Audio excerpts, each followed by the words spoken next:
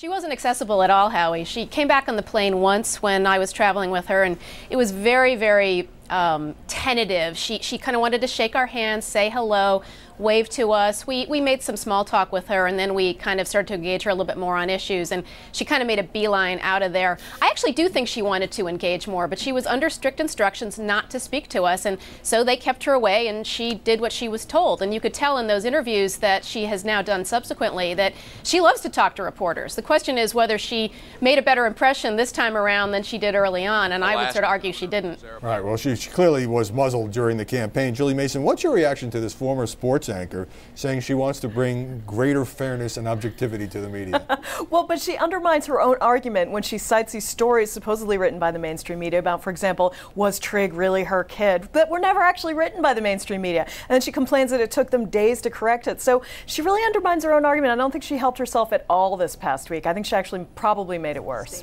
David Zurich, let me play for you part of Governor Palin's interview with Matt Lauer on the Today Show. This one having to do with the infamous interview that Palin had conducted with Lauer's former Today Show colleague, Katie Couric.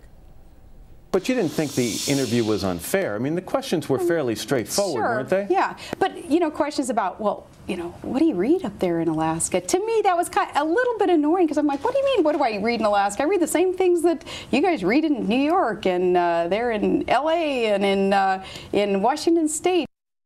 What did you make of that question? Well, and that that right answer? there, Lauer should have said to her, Katie Couric didn't say, what do you read up there? She just asked her what newspapers and magazines she read.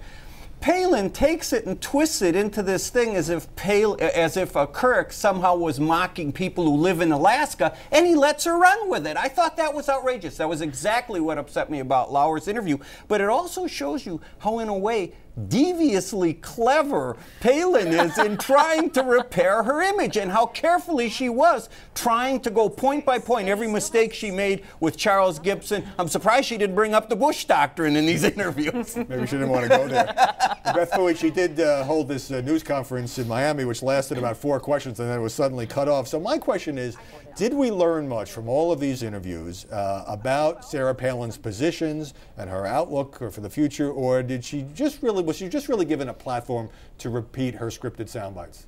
Well, I think what we learned is that she's extremely ambitious. I guess we already knew that, but she's as ambitious as ever, despite the brutal campaign that she herself described that she went through. But she's also pretty unprepared. I was really surprised by the interviews that she did, because she didn't really come with an agenda other than just to put herself out there and say, hey, I'm still around and I like talking to you guys. She didn't clearly articulate what she plans to do next. She didn't focus on issues that she wants to stress as governor. And she also was given a pass on a bunch of things, which I thought was very surprising, about why she didn't appeal to women more. I mean, the fact is, polling showed that she was a real drag on the ticket.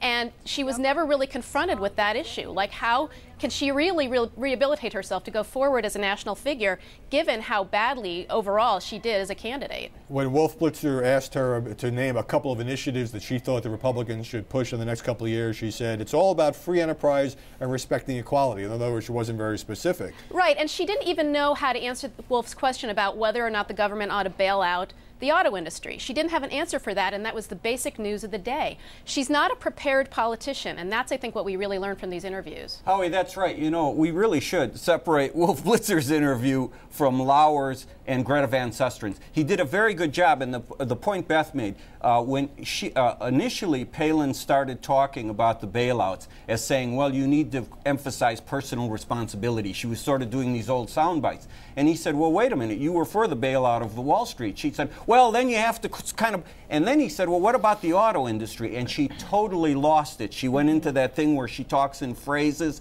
and she doesn't really answer questions. She went into Tina Fey mode? Yeah, she did. No, she did, absolutely. And really, Wolf did a great job with her. And when she kept saying how much she wanted to talk to people during the campaign, just as Beth said, Howie said, hey, at CNN, we were asking every day for an interview and we weren't getting one. So he didn't let her get away with it the way Lauer and Van Susteren did. Well, she did have a very specific issue. Everyone asked her, of course, are you going to run for president in 2012? And she said, God will help her find the open door, if indeed there is an open door. Julie Mason, you mentioned earlier the question that had come up about her baby. Right. And let's play that for the audience. This is again from the Matt Lauer interview on NBC, and we'll talk about it on the other side. What was the biggest misconception that you would have loved to have corrected at the time? It started off with the rumors, the speculation, even in mainstream media, that Trig wasn't actually my child, that Trig was somebody else's child, and I faked a pregnancy. That was absolutely ridiculous, and it took days for that that's false allegation to ever be corrected. She says, she says the mainstream media published rumors and speculation that it wasn't her baby. Who? And he didn't pin her down on that. You know, no one has pinned her down on that. Who reported that? Nobody reported that. Sure, that was a rumor, a joke going around, but no one reported it. Well, I'll tell you exactly what happened because I was there. It was on the first day of the Republican convention. The McCain campaign put out a press release saying that her teenage daughter Bristol was pregnant, and McCain officials told reporters the reason they were putting out this news, nobody had asked them about the teenager, was because there had been some inquiries and rumors on the internet about whether Trig was in fact her baby. But nobody, no newspaper, no network, no magazine had done that before. Right. Right. So, yeah. It's crazy making. But, you know, isn't that typical that a politician would try to paint herself or himself as a victim? As a victim, right, and create a straw man, and of course run against the media and blame the media. And at one point she was saying, well, Hispanic voters didn't support us and the media was against us, and, you know, all these reasons why it didn't work with her and McCain, when really, you know, a lot of it comes down to her. Beth Fooey, there certainly are a lot of people out there, though, who think that we collectively have been unfair to Sarah Palin and we have been sexist. And look, there has been some bad reporting and there has been some unfair questions raised, but she obviously kind of conflates it into one big mess in terms of skewering the coverage. Right, and that's the unfair part. There was a lot of really great coverage of Sarah Palin. Look, she was running to be vice president. She was completely unknown until the very end of August. There was a lot of scrutiny, clearly a lot of vetting that the McCain campaign didn't do, that legitimate reporters went and undertook themselves. The Associated Press, where I work, sent a bunch of investigative reporters to Alaska to look into her record, which is completely legitimate. So to conflate that with some of the bad reporting and some of the, you know, unfair stuff that she was, you know, as Julie mentioned, was blaming on the mainstream media that we didn't even do is completely ridiculous.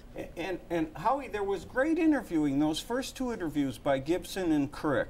They had created, and the image makers did a great job, this frontierswoman, this folksiness. That's all America knew about her. These two anchor people went in there, did their job, prepared, and we knew so much more about her after those two interviews. That's the job of the press. They really came through for us.